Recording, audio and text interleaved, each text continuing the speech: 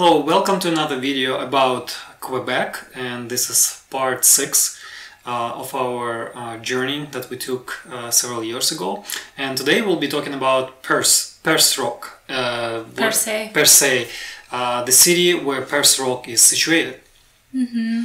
And we actually went on this road trip from Quebec City to Perce, and we have a video on that scenic route that you can click on and see. We have 5 parts, this is the 6th part, as I mentioned. And yeah, it was amazing, basically. That's the gist of what our thoughts are on this place.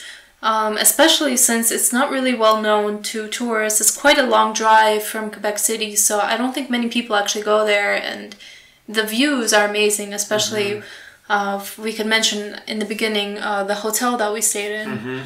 It's called Hotel Le Mirage.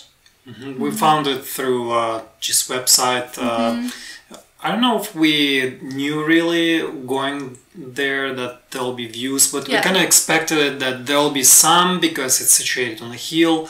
No, we looked at several hotels and we're trying to find the one with the best views. Yeah, but we didn't expect it to be like that view, that it was going to be so amazing. Definitely exceeded our expectations. Yeah. Plus, it depends on what kind of room you get. And the one that we got, it had direct overlook on the Perce Rock. But I think all of their rooms, it depends on what you order, but all of their rooms have some view of Perce. And yeah, the one we got was pretty good. But I think the other ones were also good. So the first night we were there several nights, I think 2 nights. 2 nights. Yeah, and then so the first night when I set it up, we woke up early in the morning, and then for some reason we didn't realize it was actually white nights there. So the midnight sun. Midnight sun. It was quite. It was very sunny, even though it was morning. It was early June. Yeah. By the way. So I kind of missed the first my first try of time lapse, and so I just took photos and videos. But then the second time, I actually on purpose set it up early into the night, and then it was doing all night time lapse, and then I woke up just like an hour or so before the sunset, and then continued doing so.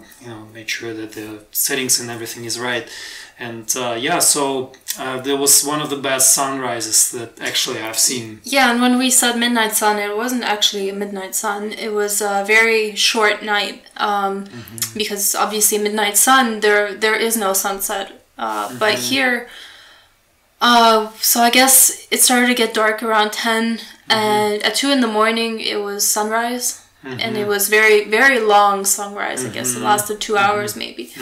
And yeah, we were surprised that in the first night we woke up and was like, oh, it's morning already? And we looked at the clock, it was 2:30 or something like that. So it was a nice surprise. And the hotel itself was inexpensive. So I mean, the inside was nice. There was no, like, it wasn't like a very luxury hotel. It was more like a motel, but it wasn't like a, it was nicer than a motel. It had all the basics, and the most important thing for us was the view. That was something And when we checked out, I guess the owner of the hotel was there, and he was very friendly. He was trying to convince us to go get breakfast, but we were short on time. Yeah. So that was kind of like our first day, just enjoying the view, and then on the second day we decided to go for a tour. We were kind of hesitating. It was a little pricey, as far as I remember, but then but it was the only way to get to Bonaventure Island. So that's the tour where we went. Bonaventure Island is famous for its colony of different birds, and the most prominent one is northern gannet. And it's one of the largest in the world. In 2011, the 50,000 pairs of gannets were spotted there, and so it was something. It's a huge refuge, wildlife, just abundant place. That's kind of like in a summary, Yeah, so you mentioned that the boat ride was, I mean, it wasn't really expensive. I don't remember how much it was, maybe $50 per person. But So basically, it's a round trip tour. So they take you to the island, and while they take you to the island, they do like this whole tour around the Perce rock and around Bonaventure Island as well. So you get some great views of the birds. So if you have a long telephoto lens, it's great to take pictures of the birds.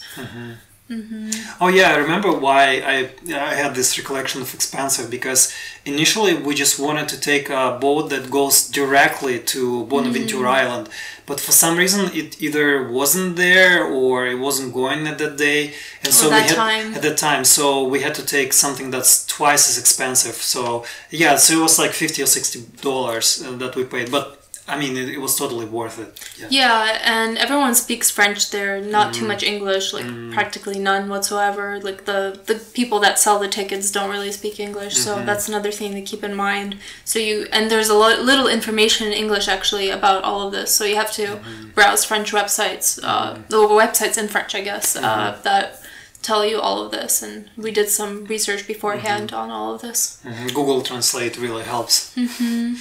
So we can talk about Bonaventure Island itself. So once we arrived at the island, they did this whole like explanation of what we can do, not do on the island, where to go and stuff like that. Then we had to pay, I think, for the island because it's a park. Yeah, the park entrance fee.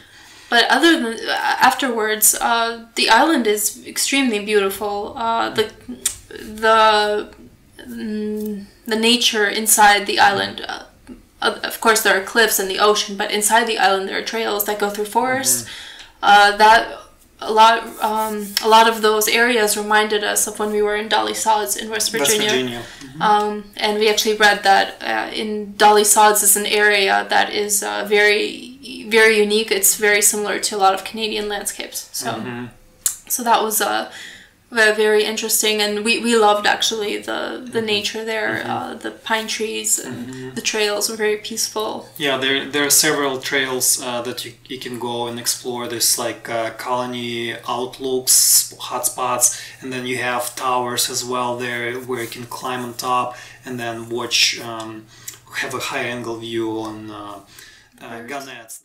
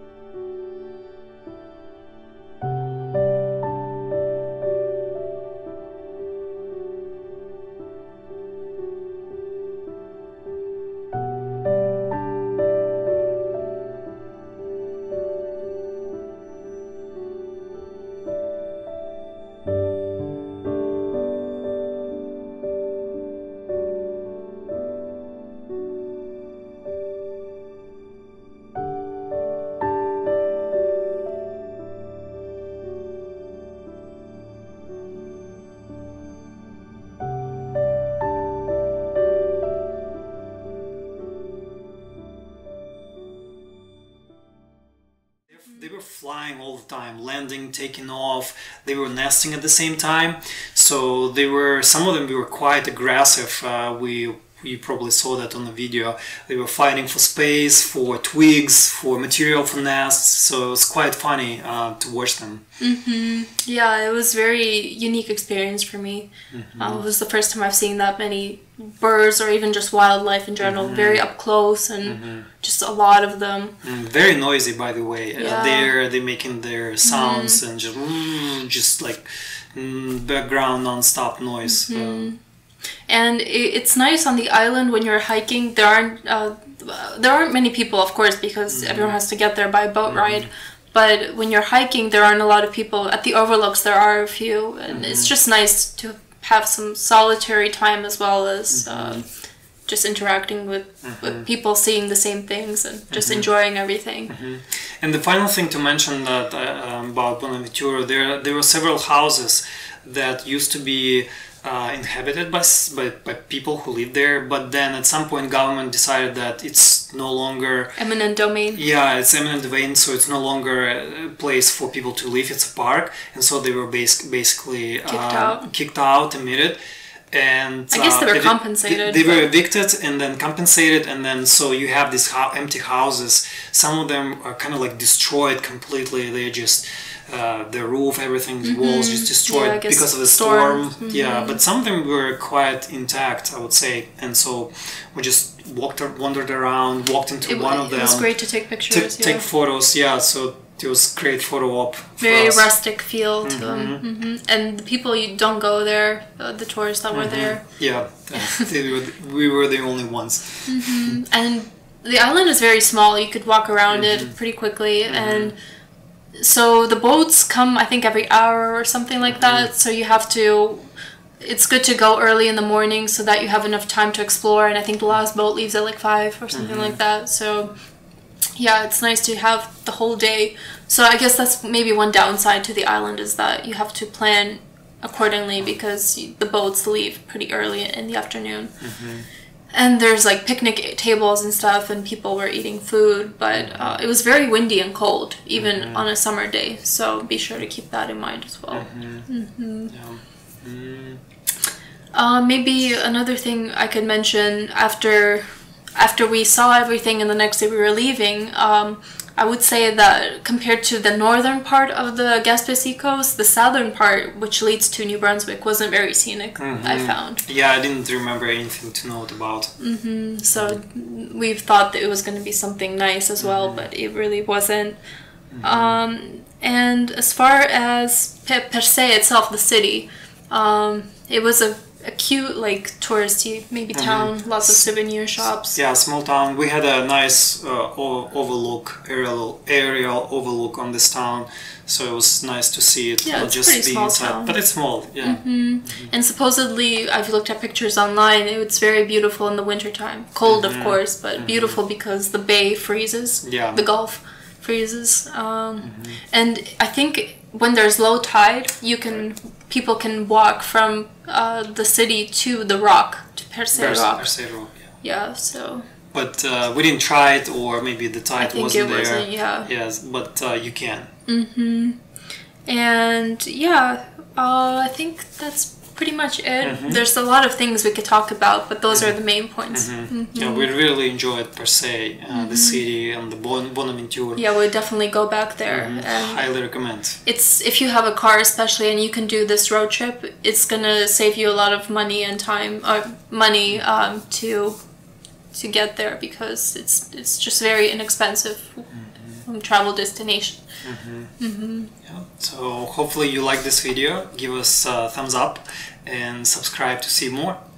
So thank you for watching. Bye. Bye bye.